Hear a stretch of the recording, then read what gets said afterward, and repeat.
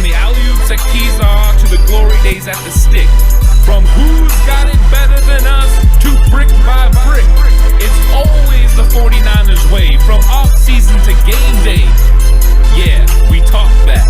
It's the 49ers Cutback.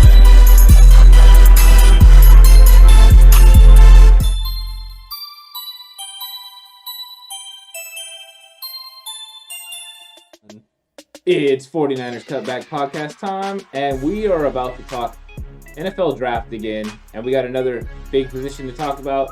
This one will be a little bit more controversial and different, I think, from what our quarterbacks one was. A lot of differences between our three lists. Of course, the running backs. What are you thinking? I think running back's an interesting position in this year's draft. I think most people are going to have the same top two. Outside of that, there's about the next 8 guys. There's a lot of conversation about which order they should be in. And running back is such an interesting position when it comes to scheme fit, to how the different NFL coach likes that position played. It's a really interesting position, hard to predict. Absolutely. It's extremely hard to predict. The game has changed the NFL so much. The running back position has almost been seen as kind of expendable. I don't think we all necessarily agree on that, or whether or not it's expendable or not. But you can get a lot of value very late in the draft, and that means that people's lists change in terms of what you value. I know some of the guys that we'll probably have on our list are a little bit more better scheme fits probably for the 49ers and probably aren't high on other people's boards, but they're high on ours because of that reason. So you're probably going to get a little different take than what you get from most podcasts where we're just going to talk about the measurables and the guys who are the cream of the crop. You're going to get some different names here on the Cutback, and you're going to enjoy it. And make sure you hit that subscribe button right now as well. That way you don't miss any more of these ranking specials as they come out every Tuesday from now until draft day. You don't want to miss it. With that being said, though, Run at 5:30 specific. Oh, we are at 5:30 specific. Specifically at 5:30. Yeah, I was wondering when one of you was going to bring that up. So glad you both did. Let's kick this thing off, though. Draft rankings. I started it off last time. Ant, start with you. Who you got a 5? Yeah, so when I was looking at the running backs, I really wanted to find guys that jump off the screen, and I had certain attributes that I was looking for, and some of it is, yes, fitting into the 49ers scheme. My number 5 guy is going to be Chuba Hubbard from Oklahoma State, and I like the way that he ran, his running style, the way he handled his business. His stats didn't jump out there, so if you're just looking for stats, you're not going to find that. What you are going to find is a good running style. He puts the foot in the ground, gets up the field, and so that's really good for the outside zone scheme. You're pressing outside, and then you see the hole, you put your foot in the ground, you get north and south, and you get upfield. And I like the way that he did that. I thought he was a very talented runner. I think there is a big distance between my 4th guy and my 5th guy, but I think that overall, I think this guy is a solid running back that if the 49ers could get him later on in the draft, he would add value to their team. So he was somebody that I liked. He can catch the ball in the backfield. He's got all the things that you're looking for to fit into Kyle Shanahan's scheme. Like I said, I like other guys better, but at number 5, Chuba Hubbard was an easy choice for me, and I like the things that he can do on the field. Chuba put up some fat numbers in 2019. He did. He had a huge year. Yeah, absolutely did.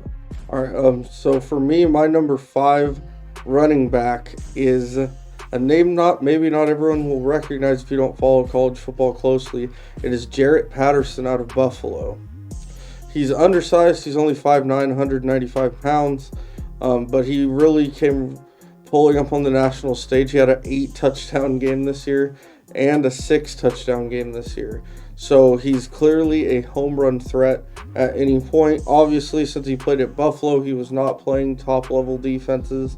These games were not against Oklahoma, or that's a bad example, Alabama or LSU or a program like that defensively. Oklahoma's defense was improved this year. True, but Big 12 is probably not the best spot to start with defense. There's better places. But the thing I really like about Patterson is, 1, I think he has great vision in finding his holes, and 2, his cutback ability is very top tier as far as seeing open lanes in the cutback and using them. He is not going to have an amazing 40 that you would think for a guy that had an 8-touchdown game, and he's small and considered an NFL draft pick. But what he has is a very rare level of short area quickness. His agility and little bursts in short areas when he's got like one guy next to him that he needs to make miss is top notch. If you watch the video, his video is really fun to watch. I suggest go watch it on YouTube if you haven't. The only other negative that I really saw on him was that his size. Well, he's 190 pounds. That's not very big in the NFL. And you don't know how many hits those guys can take. But in Kyle Shanahan's offense, where he likes to move guys around, use them to his advantage, I think that Patterson would fit the Niners. I wouldn't use more than a late round pick on him, but I think he fits them in that way. Yeah, he's a solid pick there. I like that. I did look at a lot of his film and enjoyed a lot of the things he did. Just didn't enjoy it as much as some of the other guys. My guy at 5 is Michael Carter out of the University of North Carolina. One of the two heads in their dual threat backfield back there. Both guys are kind of similar runners, but Michael Carter is much better at getting to the edge than Javonte Williams. Very quick in space, very, very good at getting outside. He is definitely a solid decision maker as a runner. He's a guy who can put his foot in the ground as kind of a one-cut guy. Finds his hole, put his foot down, get up in space immediately, and he blows through holes when he finds them in the season. Big thing, though, is that North Carolina, a lot of big holes there. So it's really easy to find holes and get through spaces when your O-line's dominating fronts in the ACC. So there's always questions of, when the holes are a little bit tighter and the windows are tighter, is he going to be able to sneak through? The size isn't a concern with that. He makes it hard for a linebacker. He's 5'9", 199. But that does bring up concerns in terms of, can he handle a 3-down role in the NFL? A lot of scouts and people look at Michael Carter and think of him really more as like a guy who's like a 1B to a 1A, and maybe could develop into a 1A, but isn't really a 3-down type of back. A lot of questions with this guy on pass protection, on third downs especially. If you want to use him out in routes, that's great. But if you need him to stay in and pass block, he has some work there that he needs to pick up on. He's not great at picking up blitzes. But overall, solid runner. He has increased production every year at North Carolina. So it's not a matter of can he handle a load. He has proven that the more responsibility you give him, the more reps you give him, he's going to produce big numbers, and he's going to give you big numbers. But the question is can he do that for a sustained period of time? Remains to be seen. The only way you find out the NFL level is get a guy in there into your system and see how he produces and what he can do. But probably not a lot of teams are going to take big chances on him. I do like him a lot. I think he has a lot of potential, but view him more as like in a tandem sort of thing. He could be the Devin Coleman to Devontae Freeman. My word almighty. Blabbermouth over here. But that's my number 5 right here. Ant, back to you at 4. What do you got? Yeah, so my number 4 guy is a guy that I know NFL teams were curious to look at the Senior Bowl, and they were interested in him playing at the slot receiver position, but I see him kind of in the Antonio Gibson mold. I was very high on Antonio Gibson last year coming out of the draft, and I'm very high on this guy. He probably won't be in a lot of people's radars, especially that aren't on the West Coast, but Demetric Felton from UCLA is a guy that people need to keep an eye on. He's a running back that has legit receiver skills. This guy is a dual threat guy that can beat you a lot of different ways. I put on the slide positionless, and that's exactly what he is. This is the same kind of guy that you see, Jalen Hurd, Antonio Gibson, those type of guys. This is the future of the NFL, guys that can do everything. He's a perfect guy to fit in Kyle Shanahan's offense. And actually, anyone that's running a Kyle Shanahan style of offense, this is the kind of player you would like to have. He pops on film. He improved as a running back in his senior season this year, even in a short season. I think that he could have made some more waves if he didn't play in the Pac-12, but he has great vision. He reads the holes, and he is a legit pass catcher, especially out of the slot. He will beat nickel corners and safeties down the field. He's fast. He's elusive. This is the kind of guy I would like to see the 49ers get, especially if they could get him in the later rounds. He could be a big-time player, but I think that a lot of the teams that were really watching at the Senior Bowl are going to pounce on this guy probably earlier than the 49ers will because of the running back situation with San Francisco. But if we could get him, I would love it. Add another guy that, once again, could be in that mold of positionless player that Kyle Shanahan can use. So when you're running empty sets, you still have a running back on the field. he could be a big-time option for them. It's true. So if you guys haven't seen any film on him, take a look at it. It's impressive. Ant was kind of the guy who turned me on to Demetric Felton. I didn't watch really any film of him because he was so far down on boards. I was like, I'll take a look at him later for like a dark horse thing. And then Ant showed me some film and I was like, oh goodness, that guy's kind of really talented. I can tell you, I do know who Demetric Felton is. You're a big Pac-12 because guy. he made my USC defense look silly a couple years in a row. I'm going to be honest, I didn't know Felton was coming out for the draft because I heard no one mention him, and he was such a good player when USC faced him. I thought he was only like a sophomore. Oh, there you go. Yeah. Learning things every day.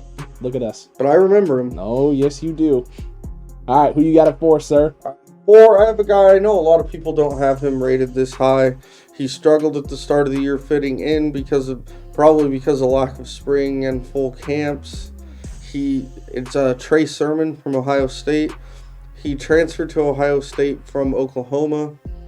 He had a solid first couple years at Oklahoma, fell off his junior year, decided to go over to Ohio State and see what he could do. He's a bigger back. He's about 6'1", 220, 225. So he's listed there at 215. I don't know. All over the board. But he's a bigger, stronger guy. The good things about him is that he has good size. He does have a good short area quickness, a good quick burst for his size. And he's tough. He runs very hard between the tackles. And for the 49ers' sake, he already ran in the zone scheme at Ohio State. It's out of the gun, but it's a similar offense. He has very good agility for how big he is. And the two things I like about him most are that, one, he seems to always fall forward for an extra yard or two when he gets tackled. Number two, 423 career college carries, 0 fumbles. That's always good. The couple things I don't like are he's not a home run threat. He gets run down from behind. And he did no receiving out of the backfield in his 4 years. I think he has less than like 15 catches in 4 years. So obviously that's not a great thing. But if you're looking for a goal line type guy or short yardage type guy, I really like the way he plays. But I don't know that he'll ever be a starter full-time in the NFL. I mean, that's fair enough, right? That's fair enough on Trey Sermon. And the injury, too, doesn't necessarily help his draft stock either. No. And that's unfortunate, and hopefully he's able to get right, and it doesn't affect him too much, because you really hate to see that with guys coming out, especially right that close to the draft. What if he would have played? I don't necessarily Guess think... we watched a different game. Yeah, I think it's pretty bad. Anyway, at 4 for me, it's another Tar Heel. Tar Heel. I went with Javonte. Well, I know, it's almost like I have a fan. I'm a fan of the Tar Heels and the Florida Gators. I don't know. Naturally. Javonte Williams had an absolute breakout season this year. He led their backfield in pretty much every statistical category. 300 plus yards receiving as well in 2020. He's definitely can catch the ball out of the backfield. Increased workload, significant, even bigger than Michael Carter. And Michael Carter was a guy who was supposed to be the number one lead back this year for the Tar Heels.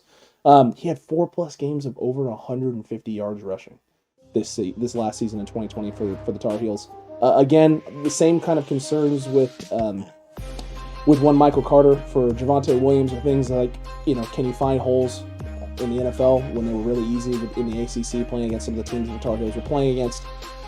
He doesn't have game-breaking speed, kind of like how Horst said about Trey Sermon. Javonte Williams is kind of in the same boat. However, measurable-wise, if you look at the projected dashes for both Michael Carter and Javonte Williams, they're fairly similar. They're right around that low 4.5 range. And so some guys just look slow on tape and get him out in the field, and they're not as slow as you think. And some guys are just that slow. They may look slow on tape. They even get run down from behind a couple of times. It might just be a give-and-take sort of thing. He's not a really super elusive back. He's not a guy who's going to try and shake a lot of guys down. He's going to lower his shoulder a lot. That leads to concerns of wear and tear on the body for running backs at the NFL level, because you're not running against scrubs. You're running against the best of the best, the biggest dudes out there. Even the guys who aren't the biggest dudes out there can lay the hammer down on you really, really hard and really good, and that can hurt. The real question for Javonte Williams is this guy a scheme-fit running back? Is he a guy who is more of a downhill runner, not much of a zone guy? Or could he potentially be the best running back in the class because of the diversity and things he can do skill set-wise on the field? He's great in pass pro. He can catch the ball out of the backfield. And he's shown that while he's not great at getting to the edge, he can get there at times. And he's really good at seeing the field and the vision aspect of the game at the running back position.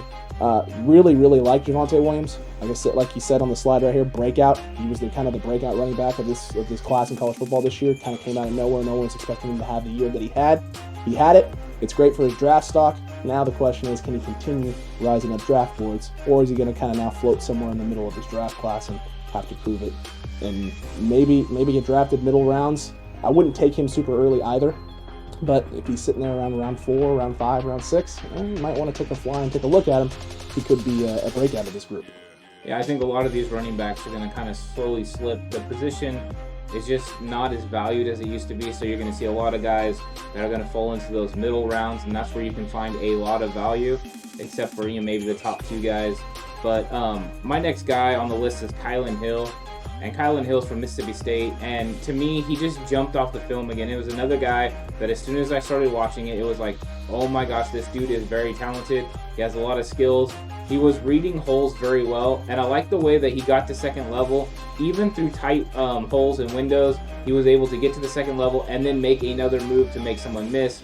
That's not always seen, just like you were talking about lowering a shoulder, but you need that elusiveness to go with power. He also can catch the ball out of the backfield, was able to get down the field, beat linebackers, and beat safeties. This is the kind of guy that translates the NFL game so well because of his skill set.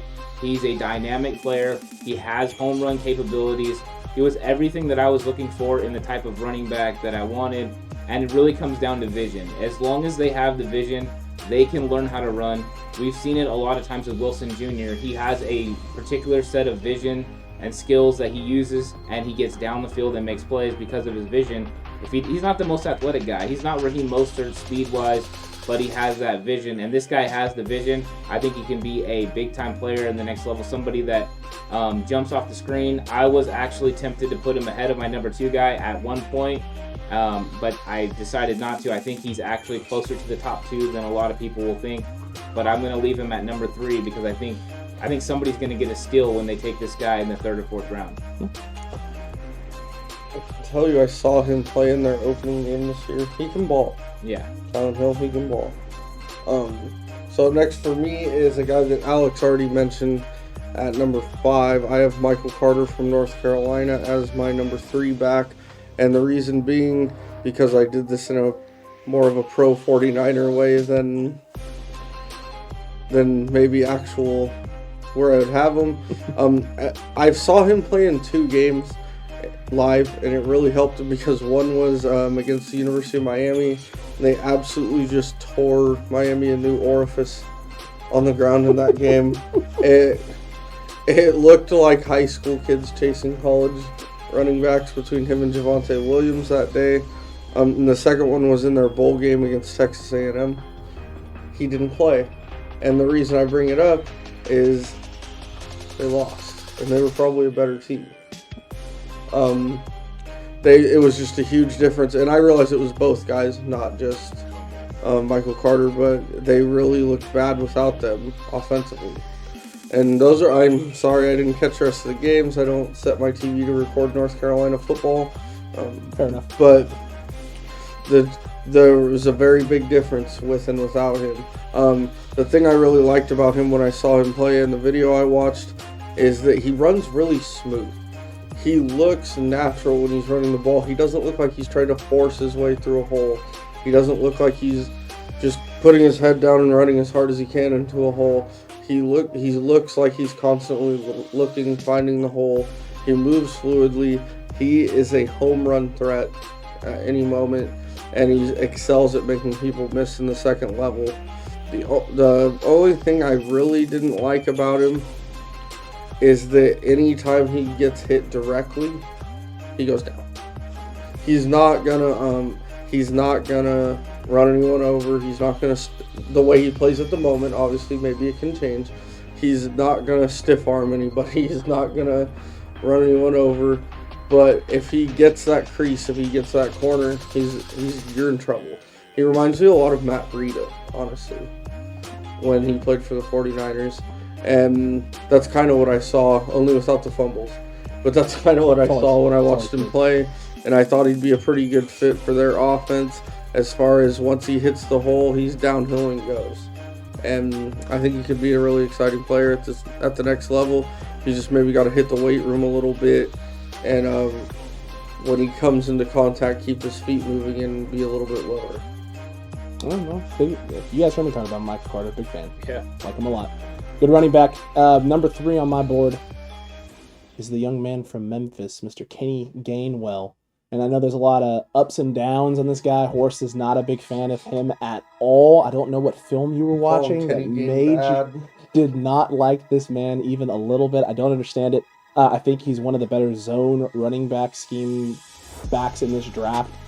He's definitely one of the better pass catchers in this draft. 51 catches for 610 yards in 2019. He didn't play in 2020. He opted out. He had 4 members of his family who died of COVID during the whole situation when everything got really serious. So you wish him and the family, the rest of his family, be safe. Everyone understands that completely, and just get yourself ready to come out for the draft. He doesn't have a lot of wear and tear either because of the 1 full season of college football under his belt. He was a redshirt sophomore. Would have been a redshirt sophomore this year, so he's now eligible to come out this next season, and he's going to. Big concerns, obviously, for this guy is the small, lean frame. At 5'11", he's only 195 pounds. He definitely needs to get bulk up. He definitely needs to get stronger. Pass protection is a concern for this guy. Third down back material. I don't think it's too much of an issue. I don't think you have too much to worry about. But the questions for him are short down yardage guys. He's a guy you can come in, hand the ball to, and he can run downhill and get that first down and get that yard that you need against some of these bigger players. I don't think you can expect that out of him on day 1. And that's part of the reason why I can't put him anywhere near the top 2 for me. For me, he was solidly at number 3, because as you saw, the other 2 guys that I talked about are other guys who I have concerns about them being 3 down backs in the league right away off the get-go. I feel Kenny Gainwell, though, is a more complete back than the 2 guys I talked about already, Carter and Williams. I feel the receiving aspect, especially in the receiving game, he is an absolute threat. I think that's kind of the mold that Shanahan looks for in some of his players, is not just a guy who can run the football, but you kind of talked about Ant's positionless aspect and go out there, run routes, do things of that nature. Kenny Gainwell can definitely do those things. The problem for me is with this guy is I don't know how early he's going to go. I think he's, on a lot of people's boards, he's ranked at 3 already, which means after Najee and after probably Travis Etienne go off the board. There's a good chance this guy might not be going too far after that, and Shanahan and them are not known for taking running backs that early, and I don't think you take a chance on a guy that early in this draft before about round 4, personally. So I love him. I think he's one of the better backs in this draft class. I don't think you get him. You shouldn't be going after him too early. I don't think he's ready to be a 3-down guy, but he'd definitely be a great rotational piece, and I think he'd fit really well in this Kyle Shanahan run game. I think he's got some skills and he has some ability, and I liked watching his film. I thought he was a good player overall, and one of those guys that could have made the list. I think I was just looking for a little bit different type of thing than that. But I think that is kind of the eye of the beholder thing, where people are looking for a certain aspect. And when I look at it, I don't pay attention to what anyone ranks these guys. I pay attention to what the film says. I don't really care about stats, just film. That's how I landed on Antonio Gibson last year. Mm-hmm. And so that's why I kind of just went with the rankings here. But I understand what you're seeing, and your guys' running back so far have a particular look and style to what you see. And that's what's important when you're looking at, what these guys are going to draft in front office. They have a particular style and skill set they're looking for. And the next guy that is on my list has a particular skill set that everyone is looking for. He has a particular set of skills? He does. He's going to be taken by somebody, and it's Travis Etienne. Travis Etienne is a home run hitter. If there was a home run hitter in the draft, this guy has elite speed. He's a big time player. He can catch the ball. Like I said, I wanted to move him down, and I just watched the film and I was like, I can't. This guy is too good. He breaks tackles. He runs stronger than he actually is. The Clemson offense is at another level when he's playing at his best. So this guy is going to come to a team right away and lift it to the next level. His vision is good. He runs through arm tackles. He likes to press to the line. He can make jump cuts. He does everything that you're supposed to do to execute in the zone scheme. And with all the NFL teams going to that more and more, he's going to fit very nice in somebody's offense. If I was the Jets, this is the guy I would be looking at, maybe in the later rounds. the 49ers would have to try to draft this guy in the late first, early second. I don't see it happening. But this is a guy that if you could get him on your team, he could be, running back one for the next, several years.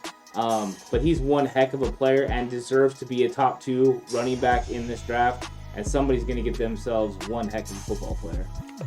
Yeah, I also have Etienne number 2 from Clemson. He's a great player. You know what? I was a little bit down on him when the season ended. Because Clemson's a team, if I see him on TV, I'm going to watch them, especially while they had Lawrence in this team right here. I think anyone that loves football can appreciate that, even if you're not particularly a Clemson fan. But, and I think I was a little down on him because I expected a little too much of him. When you go back and watch his clips, watch his highlights, watch his game film, he's great. He's a fantastic runner. If this were 10 years ago, he's a top 10 pick. To be honest. Yeah. Mike Dick is probably trading 20 picks to get him. Yeah. No, but he really is that level of prospect. Yeah. He's explosive. The thing I really liked about him, outside of his receiving, which doesn't always get mentioned by people, is I love his balance. Weak tackles do not work on him. You'll slide and bounce right off him with the way he runs. You have to square him up and hit him hard to bring him down. Even though he's not necessarily a power guy, he runs with such balance and he's so low that you have to bring the wood to bring him down. And that's always nice to have back there. There's a couple issues I had with him. One, he kind of was a fumbler at points in his career. But that's generally can be coached out of someone. And that was more a couple games than season-long issues. And number 2, if you watch him in a goal line situation, sometimes he kind of just puts his head down and runs really hard and doesn't necessarily find the best hole. That worked at Clemson because they had a dominant offensive line. In the NFL, where your line's not going to be that dominant, he's going to have to fix that. But that's nitpicking. The stuff I had wrong with him. I think he's a top-level running back for, like you said, the next 5 to 7 years at least. And that's and he's number 2 on my board as well. And the same issue that you brought up is my issue with Etienne is the patience as a runner. He's not as patient as he should be or can be, and that could be just a symptom of playing at Clemson and them just telling him, they're going to take care of you. Just go hit the thing we're telling you to hit. But besides all of that, I mean, all the measurables are there. The receiving aspect out of the backfield, he is the most complete receiving back and running back in there. He is, as of right now at this moment, he is. I think there is someone that we're going to talk about that's extremely underappreciated, undervalued as a receiver and shown his level of improvement as a receiver, but Etienne doesn't have to show that level of improvement. It's already there. He's got 2 seasons of 2,000 yards of total offense rushing and receiving the football. That is absolutely incredible. You don't get to see that a whole heck of a lot at the college level, being able to do both things at that high of a level. He's an absolute monster. Honestly, what is there not to like about the guy? That can be seen, right? I'm staring at you with 6 eyes. 6 eyes. I get it, because he's got 4 already. That's awesome. Wonderful joke. I love it. You'll love to see it. But no, Travis Etienne, he's fantastic. It's really a shame that the running back position has kind of been devalued as much as it has been, because him and the next guy that we're going to talk about are easily 2 of the top 10 or 12 guys in this draft. Yeah, the next guy that we're going to be talking about, I'm going to go ahead and throw it out there because I'm sure everyone knows who's coming, is Najee Harris from Antioch Horst. So we are very familiar with Najee Harris around here. We have been seeing him since high school football. We know everything there is to know about Najee Harris, and we know what kind of player that he's going to be at the next level. He's going to be a straight superstar.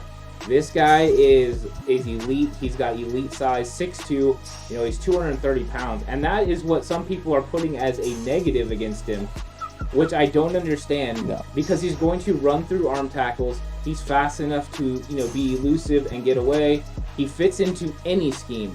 He's not just a zone runner. He can fit into any scheme with his skill set. He's improved catching the ball, which that's why I was giving you some looks, because Najee Harris tore it up in the pass game this year. He became a complete running back, and that's why he's ahead of Travis Etienne. in I think in all of our categories is because of that elite pass catching ability. This guy is fantastic. His vision, his jump cuts, his elusiveness, his stiff arm with the strength. He is the complete package. This is one of the best running backs to come out of Alabama in a long time. And that's, I think we're going to start talking about him as Derrick Henry style, praise. I got a nickname for y'all. It's DH Jr. He's Derrick Henry Jr. And the only reason he's Junior is because he's coming out of college right now. That's it. Well, the one thing that's different from him and Derrick Henry is Derrick Henry's not very elusive. No.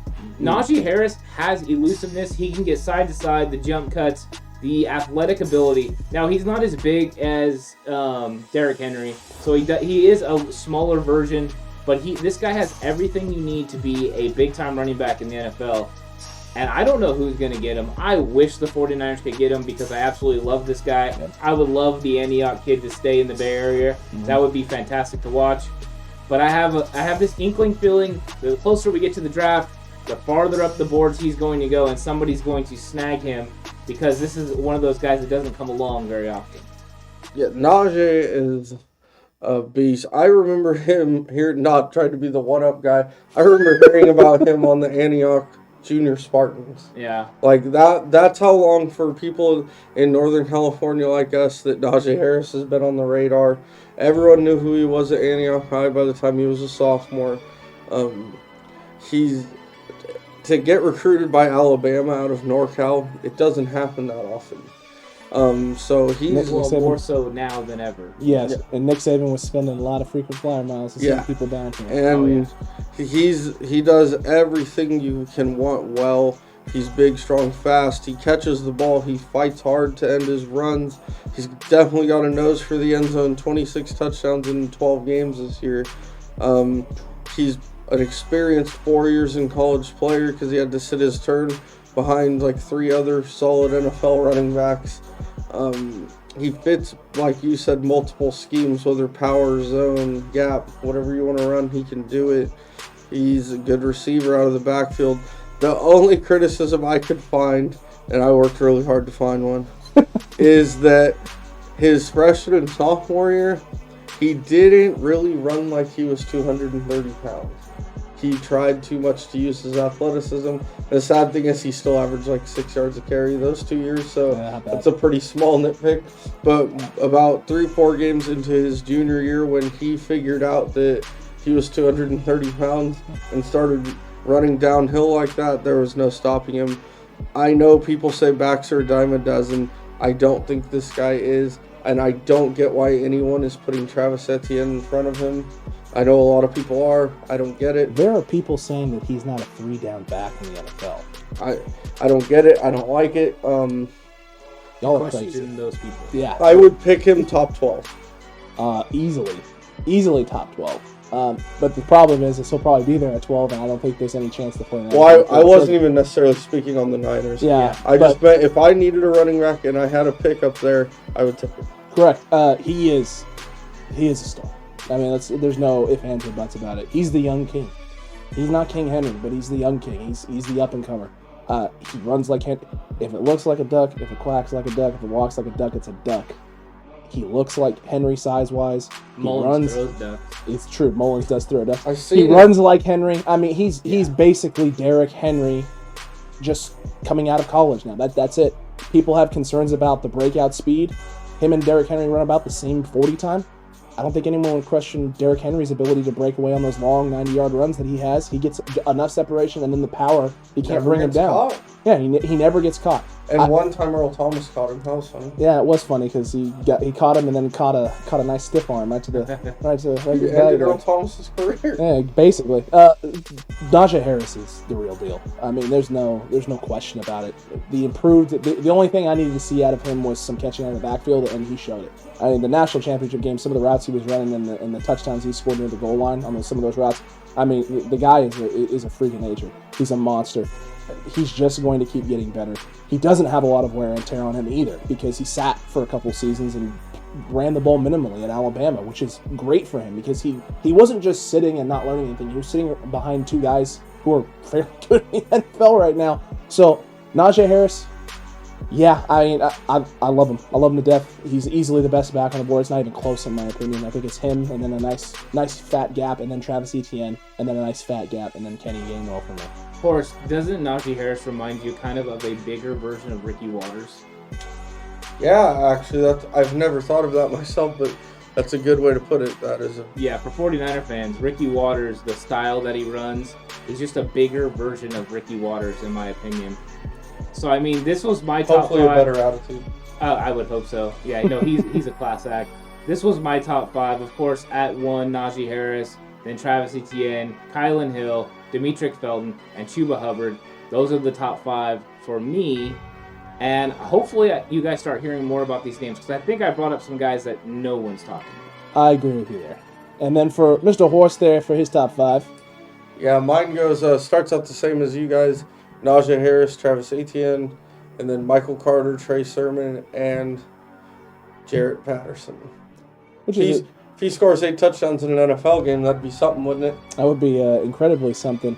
Chuba Hubbard for me was right off that board, like I mentioned earlier. You can see him down there, nice little statistics-wise. But yeah, same top 2 as you guys. And then Kenny Gainwell, Javonte Williams, Michael Carter. It's interesting seeing our lists and our boards and how we evaluated and looked at guys. I took a little bit more of the statistics into account with my guys and production value. And you're not a big guy on stat numbers. You want to see the film. Right. And Horsey, you're kind of like that nice little balance between the two of us. There's some guys on the boards with a lot of production and stats, but I know you're a big film guy as well. You like looking at that film and letting the tape tell you. I would exactly pick 5 fullbacks if I could. I mean, that's bold. Yeah. That's bold. This isn't a Wow That's Bold segment. This was a top 5 segment, but power to you. Power to you, friend. Yeah, but I think that these guys that we've put out there are good options, especially, between our board, we could build a pretty good top 10, I think, and these are the guys that are going to fit into Kyle Shanahan's system. I'm sure there are going to be some sleepers that we'll talk about in the future, but these guys right here are people that should be targeted, especially in the mid to late rounds for the 49ers. If some of those guys are still there, I think that some of the guys showed out well in the Senior Bowl, and they're going to move up the boards. I'm curious how high, and as we get closer to the draft, we're going to get a better idea of where everyone sits. But the 49ers can add a running back in the draft. This might be the first time they actually add someone in a while. So maybe one of these guys would make sense. So 49er fans can actually pay attention to the running back position in a draft for once. We'll see. I think Kylan Hill is a guy that everyone should be looking at because he's a kind of guy, and the tape doesn't lie for him. When you watch the tape, he stands out. But a lot of mock drafts right now have him in and around that late 5th, 6th round is where you could get him.